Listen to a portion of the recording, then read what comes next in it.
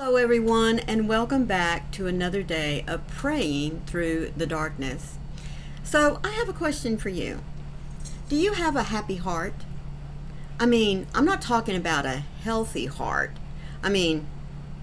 Yes, we do allow the troubles of the day or the week, for however long, pull us down. But I'm not talking about how these things affect our heart physically.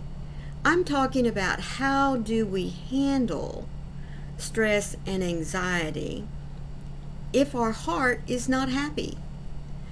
In order for our heart to be happy, there's one positive cure, the best medicine in the world, and that is talking to God. Taking everything, as I've mentioned to you before, the highs, the lows, the in-betweens, those niggling, wiggling little doubts that creep into our minds every once in a while to rob us of joy and happiness. And even those wonderful, firework, beautiful, sparkling things that happen in our life. God wants to know it all. He is the best medicine to keep our hearts not only healthy, but happy. And that's the topic of our devotional today, a happy heart. And the verse that will go along with that topic comes from Proverbs 17:22. But before we get into it, let me say thank you so much to each and every one of you that come by for your daily dose of remaining happy, of uplifting yourself out of that muck and mire that just always wants to drag us down. Now, as you know, my daily devotionals for this year of 2025 come from this little blue book that's put out by Broad Street Publishers titled 365 Days of Prayers for Depression and Anxiety. Think about that for a moment, folks. 365 days. Isn't that awesome? When you stop and think about it, don't think about it in the context of a whole year. Think about it in the number of days. Now, as always, you will find a link for it down in the description box if you wish to go and purchase your own copy. So let's get into it today. Proverbs 17, verse 22. A happy heart is like good medicine, but a broken spirit drains your strength. Now, isn't that the truth? We can all agree with that, can't we? God, you bind up the brokenhearted. You take what seems unrepairable and make it completely new. Where I am broken and hurting, I invite you to minister to me with the life of your presence. You bring into being what never existed, and you will not let me be crushed. I look to you for healing today. You have not forgotten me, so take my broken pieces and make me whole again. I find my hope in you. Come and fill me up with immeasurable grace that empowers me to thrive and not just to survive. You are my strength, so I lift my eyes to you. Lord, where I have been struggling to just get through, come in and breathe new life that revives my soul. I have no hope apart from you. You are everything. With expectation, I invite you to do what only you can do. Make my heart whole in your love, because nothing else will do. Lord, make my heart a happy heart. That idea of a happy heart fills me with a lot of joy. It really does. And I'll tell you why. It makes me think of a little child who's running across a beautiful flower for the first time. That wonderful expression on their face of wonder and excitement.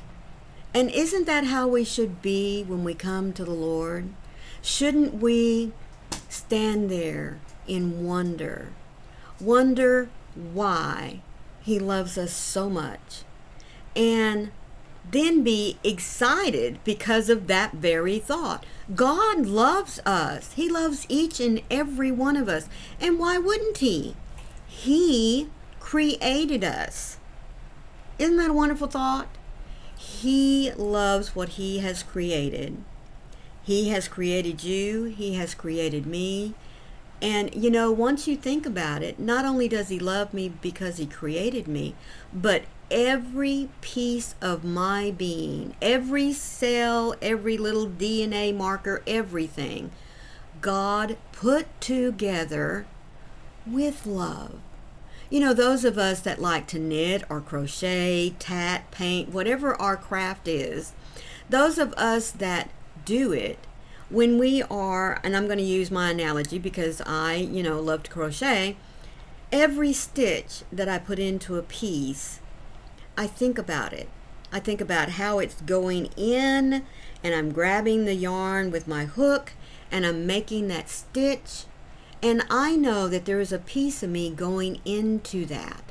So think about when God created you, every little piece that he pulled together that made up not only your physical being, but your essence, your very soul, he put together in love. So shouldn't that make our hearts happy? I know it does mine, and I do hope that it does yours. So when the devil wants to wiggle in, and poke at us a little bit, tear us down, tell us we're not worthy, or oops, you just did something wrong, God's going to ding you for that one. No. Keep your heart happy in the knowledge that God created you with love. You are worthy of his love because he gave it to you. Every molecule of your body, your essence, every hair on your head, folks, God put together for you. Even your heart that beats inside your chest, he put that there. He gave it life. He gave it the blood, the nutrients, everything it needs to beat. He also gave you the heart, your soulful heart, that he wishes for you to keep filled not only with his love, but with his words of power and strength, so that it's there when you need to draw upon it. When you feel yourself, starting to sink in the quicksand, sink in the doubts. No. Pull upon that happy heart, that love he has. And folks, I guarantee you, it may take you a little bit, more than just an instant spark, but that love that's in your happy heart is going to pull you through. I promise. Let me say thank you again to each and every one of you that stop by every day for your daily dose of praying through the darkness. Let me end by saying, when those doubts want to crowd in and rob you of your joy, nope. Remember, you're not alone. God loves you. He's never going to leave you. He's never going to give up on you because you are his.